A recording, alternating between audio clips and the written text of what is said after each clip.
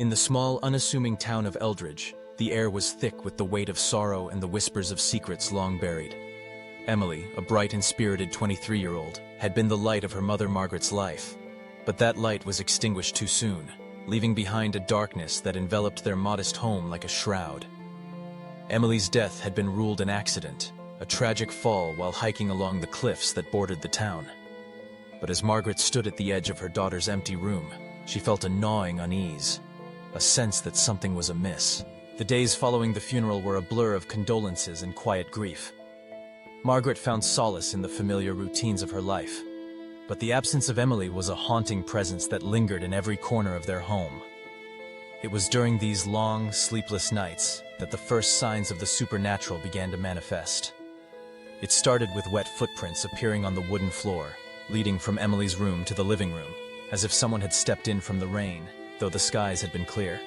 Margaret would wake to find them, each drop of water a reminder of her daughter's absence, a puzzle piece that didn't quite fit. The dreams came next, vivid and unsettling. In these dreams, Emily would stand at the edge of a dark abyss, her eyes wide with fear, pleading for help. Margaret would reach out, but the distance between them would stretch infinitely, the chasm filled with shadows that whispered secrets she could not decipher. Each morning, Margaret awoke with a sense of dread, the images of her daughter's terrified face etched into her mind. The dreams felt too real, too urgent, as if Emily were trying to communicate something vital, something that could unravel the truth behind her death. As the days turned into weeks, Margaret's grief morphed into an obsession.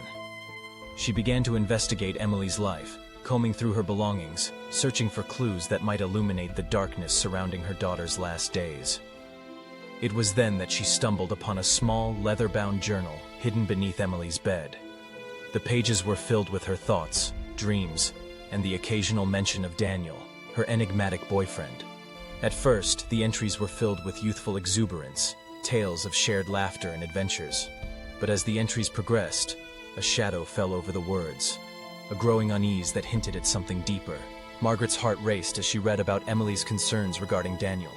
He was charming and charismatic, but there were glimpses of possessiveness in her daughter's writing, moments when Emily questioned his intentions. "He loves me," she had written, "but sometimes I wonder if he loves me too much." Each line felt like a warning, a cry for help that had gone unheard. Margaret's instincts screamed at her to uncover the truth about this man who had woven himself into Emily's life so tightly that it felt suffocating. As the 49 days since Emily's death approached, Margaret's nights grew longer and more restless. The wet footprints became a regular occurrence, appearing at odd hours, as if Emily were wandering through the house, searching for something she couldn't find. The whispers grew louder, echoing in her ears, a cacophony of voices that felt both familiar and foreign. Margaret would sit in the dark, clutching Emily's journal, trying to decipher the messages hidden within the chaos. The line between reality and the supernatural began to blur, and with each passing day, the weight of Emily's lingering spirit became more palpable. On the night of the 49th day, the atmosphere in the house shifted.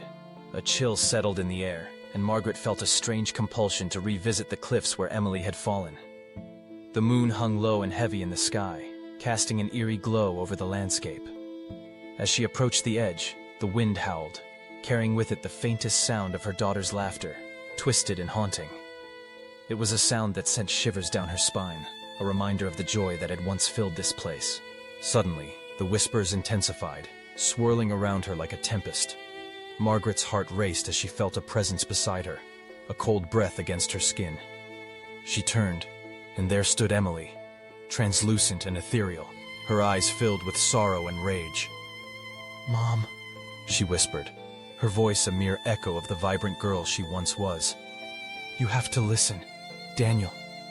He didn't love me. He took me from you." Tears streamed down Margaret's face as she reached out, desperate to touch her daughter, to pull her back from the brink. "Emily, I'm here. I'm listening.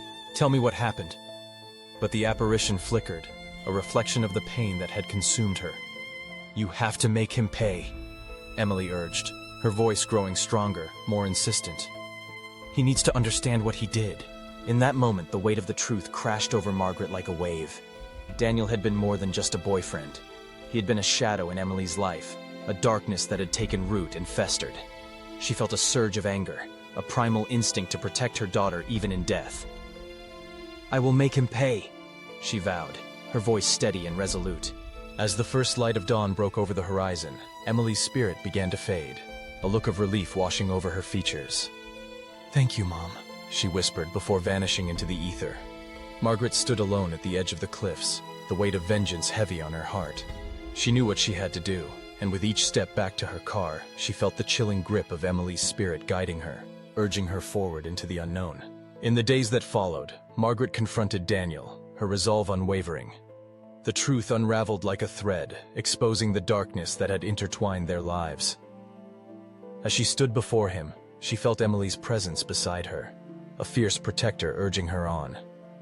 The confrontation was raw and unyielding, a battle of wills that culminated in the revelation of Daniel's true nature. On that fateful night, as the clock struck midnight, Margaret knew that Emily had found peace. The haunting whispers faded, the wet footprints ceased, and the oppressive weight of sorrow began to lift. In the depths of her heart, she understood that vengeance had not been the answer, but the truth had set them both free. The spirit of her daughter lingered no longer, leaving behind a legacy of love and resilience that would echo through the years to come.